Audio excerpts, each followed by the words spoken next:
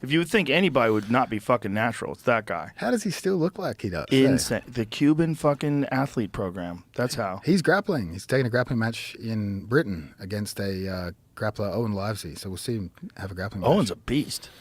That's very interesting. Who do you think takes it? That's a good question. It's a very good question. I mean, I think Yoel was one of the very best Cuban wrestlers ever.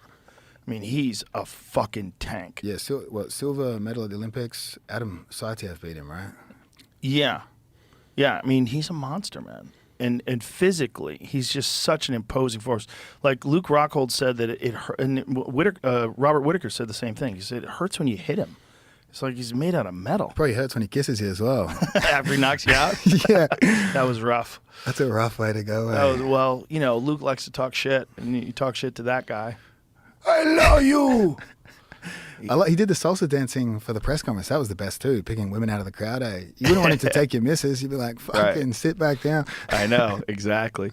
That guy's such a fucking animal. I mean, I really wish he'd gotten into MMA earlier in his career. It would have been amazing to see, because I think when he entered the UFC, he was in his late 30s. Yeah, he's 46. Up there now. He's 46 now. That's crazy. And he still looks amazing. That's Randy Couture. Yeah, but like he doesn't look 46. Like Randy looked like a strong 46-year-old. I need that Cuban stack. Yeah, his stack is not. I mean, I've told this story before for people that have heard it. I'm sorry, but one of the things that happened to Yoel when he got injured, he fought in the UFC, and then they brought him to a doctor. He had an orbital fracture and some other issues. They brought him to the doctor, and the doctor said to the UFC, he said, "Where did you get this guy?" And he's like, "Yeah, he's amazing, right?" He goes, "No, you don't understand." He goes, "I've never seen a human being like this before. The tendons in his eyes are 3 times larger than a normal person's." He said his orbital bone is already healing. So this guy's a freak.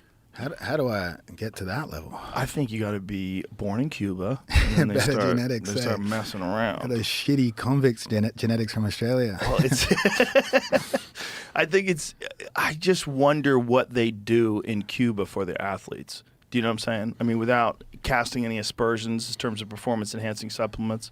There's only one way to find out. Yeah, go there. Ask them. I don't know. I don't know what they did. But, I mean, the guy's like Wolverine. But he's also a genetic specimen. I mean, there's only so much you could do with steroids.